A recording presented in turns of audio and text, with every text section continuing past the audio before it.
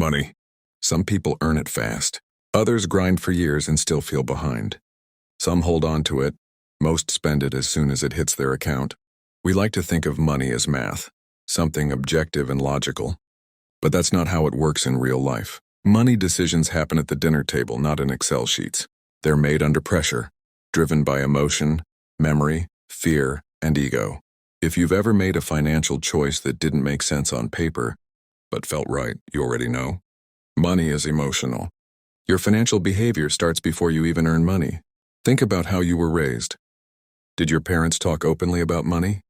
Did they struggle with bills or spend without thinking? Those early experiences built your internal money blueprint. If you saw scarcity, you might fear spending. If you grew up with comfort, risk might feel safer to you.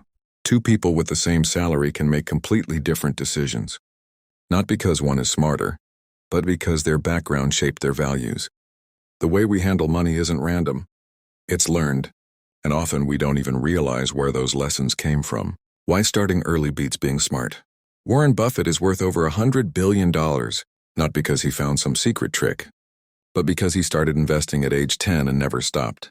Imagine two people earning the same returns. One starts at 20, the other at 40. Even with identical skills, the early starter ends up with far more, simply because of time. It's like planting a tree. The earlier you plant it, the more it grows, even if you don't water it perfectly every day. We often chase higher returns but forget that time is the ultimate multiplier. Why bad financial news hits harder. Ever notice how quickly we react to bad economic headlines? Stock market crashes. Recession incoming. It gets our full attention. But long-term growth? Boring, slow, easy to miss. You can spend years building wealth and lose a chunk of it in one bad week. Emotionally, that sticks more. We're wired to respond to losses faster than wins. That's why staying calm during financial ups and downs isn't just smart, it's essential. Luck and risk, the two hidden forces behind every outcome. Let's be real, hard work matters. But so does being in the right place at the right time. Billions of people went to high school in the 1960s. Only a few had early access to a computer, and one of them was Bill Gates. Meanwhile, some of the smartest, most driven people never got the same shot, or ran into tragedy instead of opportunity. In real life, success is never just effort, and failure isn't always a lack of it. If you've made it, remember to be humble. If you've stumbled, remember it might not be your fault. The real goal of money is freedom. Ask most people why they want to earn more. The answer isn't to buy more stuff. It's usually, so I can stop doing what I hate. Whether it's leaving a draining job, traveling, or spending more time with your kids, what we really want is control over our time. A big paycheck means little if your time is owned by someone else. True wealth isn't measured in dollars, it's measured in options. Big wins come from rare moments. Most people think success is about getting everything right, but in reality, it often comes from a few major wins that make up for all the misses. A collector might buy hundreds of paintings, but only one becomes a masterpiece. A business might launch dozens of products, but just one breakthrough pays for them all. Even big companies like Amazon had failed products. Remember the Fire Phone? But two ideas, Prime and AWS, built their empire.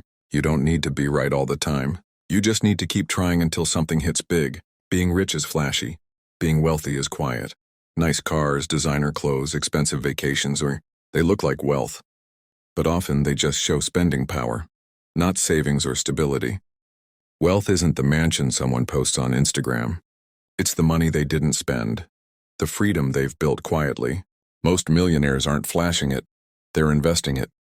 If your goal is long-term peace, not just short-term applause, remember, wealth is what you keep, not what you show. Investing always has a price, and it's not just money. Everyone wants good returns, but most people want to avoid the ride that comes with them.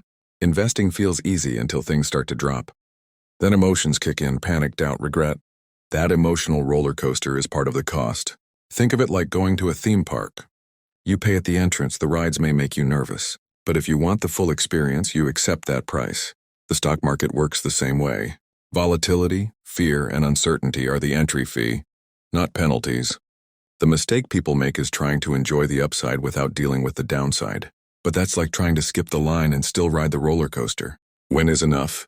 Enough? Here's the problem with chasing more, there's always more. You earn your first 10K and want 100K. You hit 6 figures, now you want 1 million. It never ends. That's called the hedonic treadmill. Always running, never arriving. Some of the richest people in history lost everything chasing more. Not because they didn't have enough, but because they couldn't define it. Knowing when to stop climbing is just as important as climbing itself.